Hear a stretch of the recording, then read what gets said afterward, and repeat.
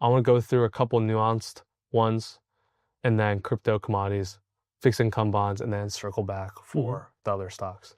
So FTAI is this nuanced example that I talked about, where you have a stock that looks like it went through the stage 4 period, stage 1 basing, a huge stage 2 uptrend, and it gets wide and loose. Moving averages start slicing through price is slicing through the moving averages. It actually breaks down to stage 4, and then it comes back through up the moving averages. Moving averages are still flat, so you can say it's in the stage 4, stage 3-ish period. Yeah.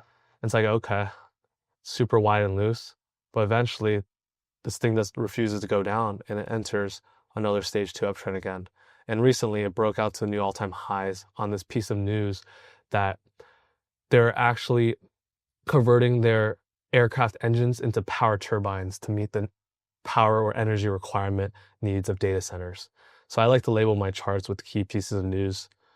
And now we're just in this super nice trend from that news. We made a almost 80% move now. So in those scenarios where Right. these nuances take place, is it just a case of you still need to follow your system in terms of what stage is representing Exactly. in real time? Exactly. Like your job is just to manage risk. Exactly. I was not interested or looking at the stock in this period right here. Okay. Too wide and loose, there's nothing. But when it starts to get above the 10, 20, 30, 40 week, and that starts bullishly aligning, I'll put it back on my radar. It builds this handle within this big 1 year cup with handle, and on this catalyst, it breaks out into new highs. So that's a nuanced take. AMR was another perfect one right here. Like when you say this starting to look stage 3-ish, you had this huge stage 2 move above the 10, 20, 30 week, 40 week moving averages. Moving averages catches up the price. You see this wide and loose action. You can see, like what we talked about before, the moving averages are flattened, prices oscillating in between. In another reality, this could have broke down and retraced the whole move. But institutions decided there's more left in the move, and we entered another stage 2 uptrend. Yeah. So that's a couple nuanced situations there.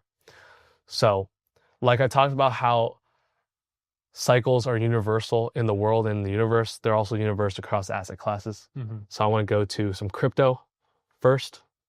Let's go to Bitcoin weekly chart. And with crypto and commodities like gold and silver, because there's no earnings reports, there's no CEOs being fired, there's no CEOs committing fraud, there's no news events, there's no short reports. It literally trades off supply and demand and human nature, which is timeless. Jesse Livermore observed it 100 years ago, and it's stayed constant throughout this whole time. So let's just zoom all the way out to Bitcoin. I could just even, like, not even zooming in, I can just start seeing the price cycles. There's a stage 2 uptrend here, topped in 2017. We can zoom in more. Again, people should know the colors of the moving averages now, so I'm not going to keep repeating myself there. Moving averages slices through price builds lower highs and lower lows. We're in a stage 4 period. Again, now the rate of change stops going down. You start building higher lows here. We reclaim the 10 week, we reclaim the 20 week, eventually we reclaim the 30, 40 week. All the moving averages catch up the price. They start bullishly aligning. 10 is above the 20, above the 30 and 40. So in this case, when we're seeing that change, Mhm. where doesn't have to be you personally, but in terms of the concept and the stages, where would the sort of eyes start to be looking more intrinsically for potential, positioning or entry in terms of the EMAs? Is it once we're above all 4? Or is it once we're noticing, okay, we're looking like we're in a stage 1, okay, we're starting to transition to stage 2, here's where it might get interesting, or where on average most people should start to look?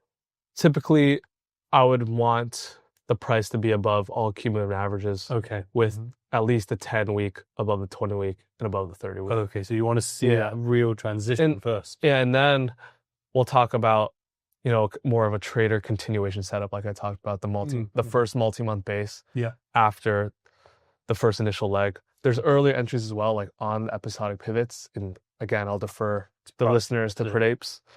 And then there's more of a quote unquote Weinstein investor buy, which is buying like the first consolidation above the 40-week moving average, like maybe right here around this 5,500 level. There's almost different nuances, approaches that you could take. Yeah. But following the same thesis. Exactly.